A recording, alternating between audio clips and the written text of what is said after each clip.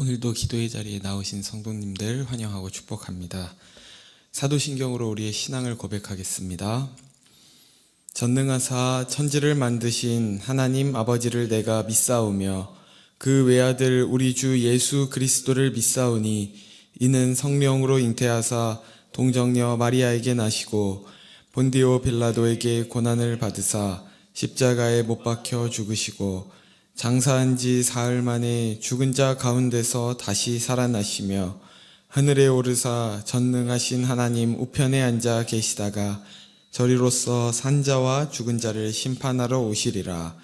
성령을 믿사오며 거룩한 공회와 성도가 서로 교통하는 것과 죄를 사하여 주시는 것과 몸이 다시 사는 것과 영원히 사는 것을 믿사옵나이다. 아멘. 찬송가 546장 찬송하시겠습니다.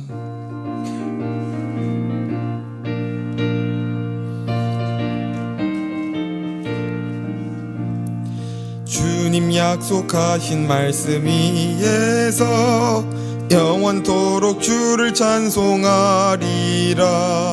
소리 높여 주께 영광 돌리며 약속 믿고 굳게 서리라. 굳게 서리 영원하신 말씀 위에 굳게 서리 굳게 서리 그 말씀 위에 굳게 서리라. 주님 약속하신 말씀 위에서 세상 염려 내게 엄습할 때에 용감하게 힘써 싸워 이기며 약속 믿고 굳게 서리라. 굳게 서리 영원하신 말씀 위에 굳게 서리 굳게 서리 그 말씀 위에 굳게 서리라. 주님 약속하신 말씀 위에서 영원하신 주의 사랑이 밉고 용령으로 힘써 싸워 이기며 약속 믿고 굳게 서리라. 굳게 서리 영원하신 말씀 위에 굳게 서리 굳게 서리 그 말씀 위에 굳게 서리라. 주님 약속하신 말씀 위에서 성령 인도하는 대로 행하며 주님 품에 항상 안식 얻으며 약속 믿고 굳게 서리라. 굳게 서리 영원하신 말씀 위에 굳게 서리 굳게 서리 그 말씀 위에 굳게 서리라. 아멘. 오늘 우리에게 주신 하나님의 말씀은 디모데후서 2장 14절에서 19절입니다. 디모데후서 2장 14절에서 19절 말씀입니다. 한 절씩 교독하시겠습니다. 너는 그들로 이 일을 기억하게 하여 말다툼을 하지 말라고 하나님 앞에서 엄히 명하라. 이는 유익이 하나도 없고 도리어 듣는 자들을 망하게 함이라. 너는 진리의 말씀을 옳게 분별하며 부끄러울 것이 없는 일꾼으로 인정된 자로 자신을 하나님 앞에 드리기를 힘쓰라. 망령되고 헛된 말을 버리라. 그들은 경건하지 아니함에 점점 나아가나니 그들의 말은 악성 종양이 퍼져나감과 같은데 그 중에 후메네오와 빌레도가 있느니라. 진리에 관하여는 그들이 그릇되었도다. 부활이 이미 지나갔다 하므로 어떤 사람들의 믿음을 무너뜨리느니라. 그러나 하나님의 견고한 터는 섰으니 인침이 있어 일렀으되 주께서 자기 백성을 아신다 하며 또 주의 이름을 부르는 자마다 불의에서 떠날지어다 하였느니라. 아멘. 지난 시간 아시아 지역의 많은 사람들이 바울을 배반하는 위기 속에서 그의 영적인 아들 디모데를 복음으로 격려하고 또 그 복음을 부탁하는 내용을 살펴보았습니다. 복음을 맡은 자는 병사와 같이 또 운동선수와 같이 또 농부와 같이 늘 수고하고 고난이 따른다는 것을 비유로 설명했는데요. 그러한 신앙의 본으로 바울은 자신이 억울한 일을 당하고 감옥에 매여 있지만 복음은 결코 매일 수 없음을 고백하면서 그런 자신의 고난당함이 오히려 복음의 진전에 또 많은 자들이 그 구원의 영광에 참여하게 될 것이기 때문에 자신은 이 모든 것들을 인내한다는 결론에 이르게 되었습니다. 그리고 오늘 본문은 이렇게 시작하는데요. 14절을 제가 읽겠습니다. 너는 그들로 이 일을 기억하게 하여 말다툼을 하지 말라고 하나님 앞에서 엄히 명하라. 이는 유익이 하나도 없고 도리어 듣는 자들을 망하게 함이라. 14절에 이 일이라고 하는데 이것은 바로 앞에 있는 11절부터 13절까지의 말씀입니다. 이것도 제가 읽겠습니다. 미쁘다 이 말이여 우리가 주와 함께 죽었으면 또한 함께 살 것이요 참으면 또한 함께 왕노릇할 것이요 우리가 주를 부인하면 주도 우리를 부인하실 것이라. 우리는 미쁨이 없을지라도 주는 항상 미쁘시니 자기를 부인하실 수 없으시리라. 여기에는 이 대조와 반전이 여러 번 등장합니다. 11절에 주와 함께 죽었으면 또한 주와 함께 살 것이고 또 12절에 복음으로 인한 고난을 인내하고 참으면 주와 함께 왕노릇을 할 것이며 또 13절에는 우리는 미쁘지 못하나 주께서는 미쁘시기 때문에 우리는 고난의 현실에 매여 있다 하더라도 그 고난으로 말미암는 영광에 반드시 이르게 될 것이라는 이 사실을 기억하게 하라는 것입니다. 늘 이러한 대조 속에 놀라운 하나님의 약속과 성취가 있는 것은 어떠한 일이 있어도 기필고 하나님께서 하나님의 뜻을 이루시고 말 것이라는 의지가 이 속에 나타나고 그 일에 참여하는 모든 택함받은 자들에게는 그 죽음과 또 환난과 연약함이 잠시 괴로운 것처럼 보이지만 그것마저도 우리의 구원을 흔들 수 없다는 사실에서 오는 진정한 위로와 소망이 되기도 하는 것입니다. 그러면서 바울은 이 변치 않는 약속, 이 복음을 기억하여 말다툼을 하지 말라고 명령하는데요. 이러한 다툼은 유익이 하나도 없고 도리어 듣는 자들을 망하게 하기 때문이라는 것입니다. 여기서 말다툼은 당시 교회 내에 이 복음이 아닌 거짓 가르침으로 인해 있었던 어떤 변론이나 논쟁을 의미합니다. 우리 안에도 여전히 복음에서 벗어난 자기 신념과 주장으로 인한 싸움들을 종종 보게 되는데요. 이런 다툼이 늘 이 교회 안팎으로 있는 것은 언제나 우리 자신이 옳다고 생각하고 다른 이를 공격하고 비판함으로써 우리 자신의 우월함과 정당함을 확인받으려 하기 때문입니다. 나와 다른 상대를 인정하는 것은 마치 내가 못난 사람이 되는 것 같다고 여기기 때문인 것이죠. 이 고린도전서 4장에 가면 이 다툼이 잦았던 이 고린도 교회에 주신 말씀 속에 이것이 잘 나타나는데요. 4장 3절부터 5절 말씀을 제가 읽겠습니다. 너희에게나 다른 사람에게나 판단받는 것이 내게는 매우 작은 일이라. 나도 나를 판단하지 아니하노니 내가 자책할 아무것도 깨닫지 못하나 이로 말미암아 의롭다함을 얻지 못하노라. 다만 나를 심판하실 이는 주시니라. 그러므로 때가 이르기 전 곧 주께서 오시기까지 아무것도 판단하지 말라. 그가 어둠에 감추인 것들을 드러내고 마음의 뜻을 나타내시리니 그때에 각 사람에게 하나님으로부터 칭찬이 있으리라. 바울이 이 글을 쓰게 된 것은 이 고린도 교인들이 가지는 어떤 영적 교만과 그로 인한 말다툼이 성행했기 때문입니다. 그들은 분파를 나누고 또 자신이 더 우월함을 증명하기 위해서 이 상대방의 약점을 들춰내어 비판하는 일이 잦았던 교회가 바로 이 고린도 교회였던 것이죠. 심지어 이런 비판은 이 사도 바울의 사도직에게까지 미쳐서 그의 사도직을 부인하는 일이 있었습니다. 그래서 바울이 방금 이 읽은 말씀에서 하는 말은 너희가 나를 판단하는 것은 나에게 사소한 일인데 그것은 나도 나를 판단할 자격이 없기 때문이다.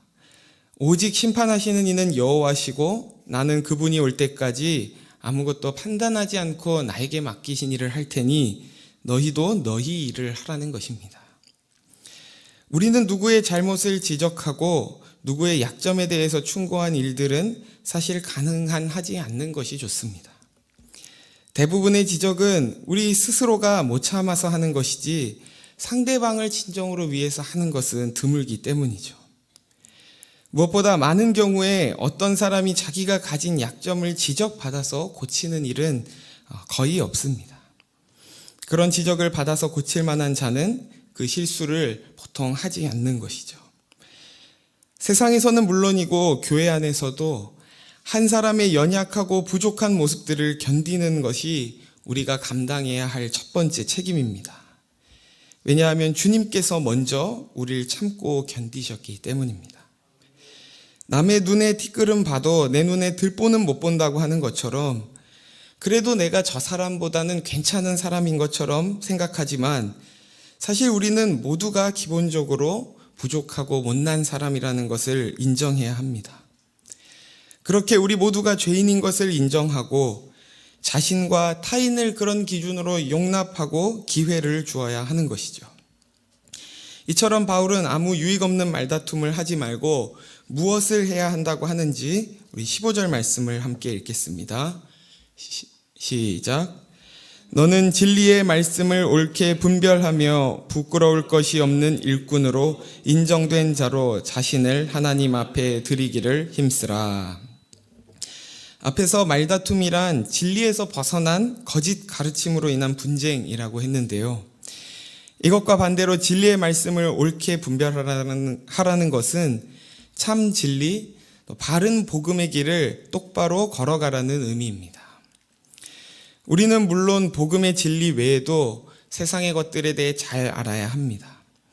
또 사회적인 이슈, 또 시대적인 흐름, 그 외에 우리의 삶을 둘러싸고 있는 많은 일들에 대한 바른 인식과 분별력을 가지는 것은 매우 중요한 일이죠. 그러나 이러한 일들에 지나친 관심을 쏟고 또 그것들에 대해 말다툼을 일으키다 보면 무엇보다 우리가 붙들고 우리 속에 채워야 할 이 진리의 말씀을 놓칠 수 있다는 것을 잊지 않아야 합니다. 오직 하나님 앞에 우리 자신을 드리기 위해선 다른 지식이나 어떤 기술로 되어지는 것이 아니라 오직 복음으로 가득 채워질 때만 가능한 줄 믿습니다. 그리고 진리의 말씀을 옳게 분별할 때 우리는 비로소 그 말씀의 안경을 통해 다른 모든 것들도 바르게 볼 수 있는 것이죠. 그리고 나서 바울은 다시 한번 이 쓸데없는 말과 분쟁에 대해 얼마나 강력히 경계하고 있는지 16절과 17절에 나타나는데요. 제가 읽겠습니다.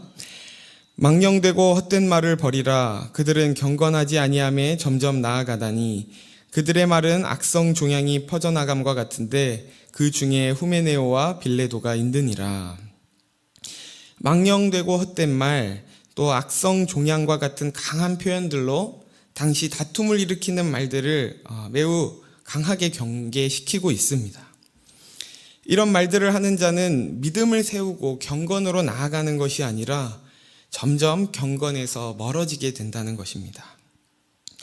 우리의 신앙이 올바른 길로 가고 있는지 또 우리의 신앙이 얼마나 잘 자라고 있는지 확인하기 위해선 내가 얼마나 많은 것을 아는가, 또 옳은 말로 많은 이들을 항복시키고 내 정당함을 확인할 수 있는가에 있는 것이 아니라 그에게 어떤 경건의 능력, 또 어떤 경건의 실력이 삶에서 나타나는가를 보아야 한다는 것입니다.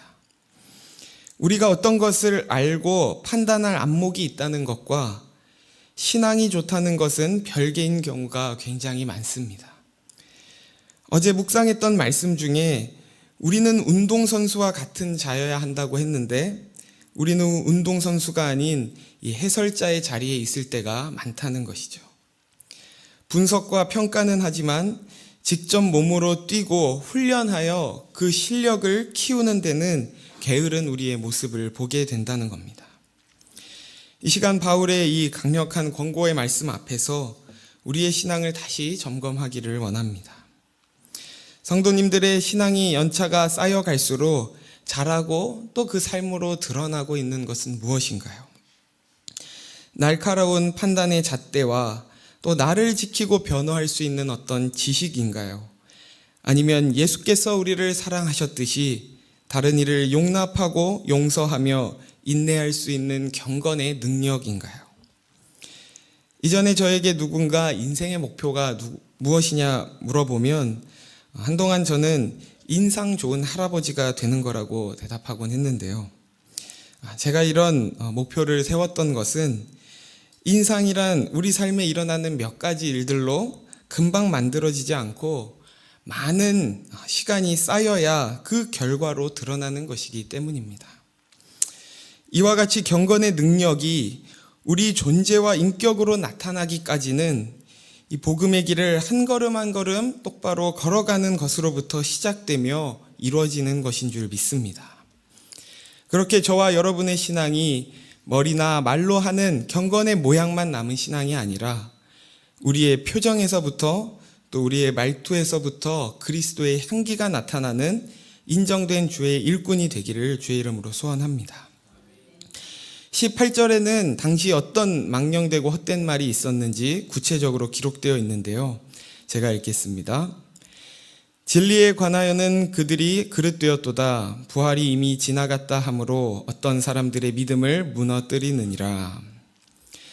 얼마 전에도 한번 말씀드린 적이 있는데 이 초대교회 당시 대표적인 이단 또 거짓 가르침 중 한 가지는 바로 영지주의라는 것이었습니다.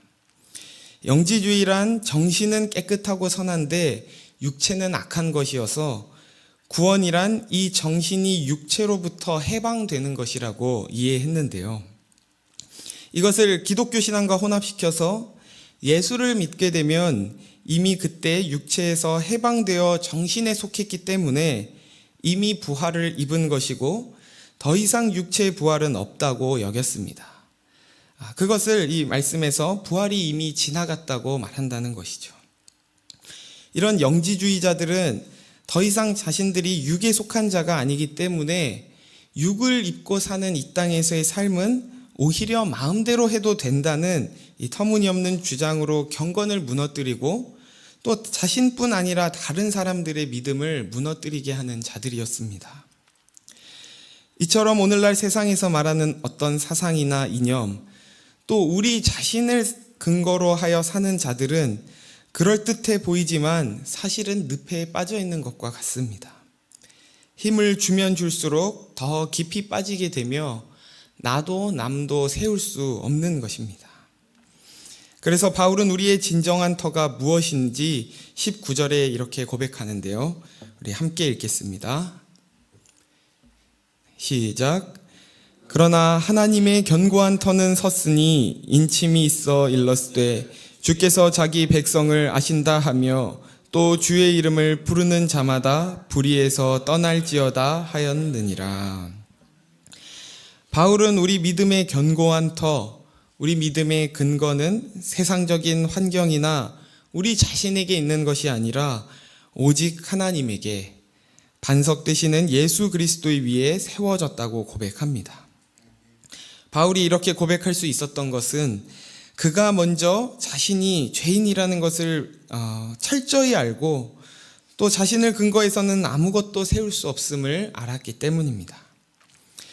혈기가 왕성하던 시절에 하나님을 위한 열심으로 이 바울이 했던 일이 예수를 핍박하는 일이었던 것을 우리가 보면 바울은 아무리 자신의 힘으로 그의 의를 증명하고 열매를 맺으려 해도 결코 선한 것을 만들어낼 수 없다는 것을 깨달았던 것입니다.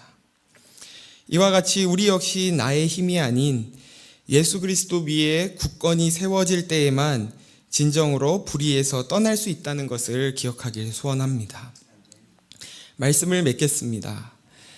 바울은 복음을 떠나서 하는 모든 말다툼과 헛된 말들은 우리를 경건에서 멀어지게 하며 다른 이도 넘어지게 하는 것임을 경고합니다. 우리의 믿음은 뛰어난 말재주나 지식에 있는 것이 아니라 오직 경건의 능력에 있는 것인 줄 알아 신앙생활을 하면 할수록 무엇보다 경건과 인격의 성숙이 있기를 소원합니다. 그렇게 하기 위하여 저와 여러분이 연약한 우리 자신이 아닌 든든한 반석 되시는 그리스도의 터 위에 집을 세워 세상이 흔들 수 없는 믿음의 또 주님의 일꾼들 다 되시길 예수님의 이름으로 축원합니다. 이 시간 말씀을 생각하며 세 가지 기도 제목으로 함께 기도하길 원하는데요.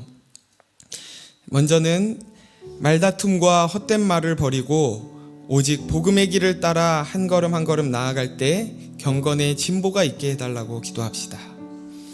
두 번째로는 모래와 같은 우리 자신이 아닌 반석이신 예수 그리스도 위에 믿음의 집을 세워 어떤 상황에서도 흔들리지 않게 해달라고 기도합시다. 마지막으로는 우리 교회를 위해 기도할 때 직장 03 다락방을 위해 기도하길 원하는데요. 우리 직장 3 다락방이 매일 하나님과의 깊은 교제를 통해 성령으로 충만한 다락방이 되게 해달라고 우리 나눈 세 가지 기도 제목을 가지고 함께 기도로 나아가겠습니다.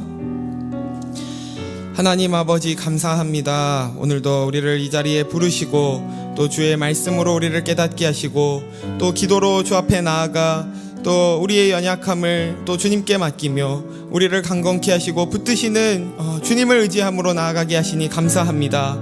하나님, 우리 안에 있는 헛된 말들 또 말다툼들을 버리게 하시고 오직 복음의 길을 따라 한 걸음 한 걸음 나아가게 하여 주옵소서. 우리가 세상적인 다른 증거와 지식들을 쫓으며 우리가 경건에서 멀어지는 자가 되지 않게 하시고 오직 경건의 진보가 있으며 경건의 능력이 우리 삶 가운데 나타나도록 우리를 인도하여 주옵소서. 하나님, 그러나 우리 안에는 선한 것을 만들어낼 힘과 지혜와 능력과 사랑이 없습니다. 모래와 같은 우리 자신이 아닌 반석이신 예수 그리스도 위에 그 믿음의 집을 세우게 하시고 그리하여 어떤 상황에서도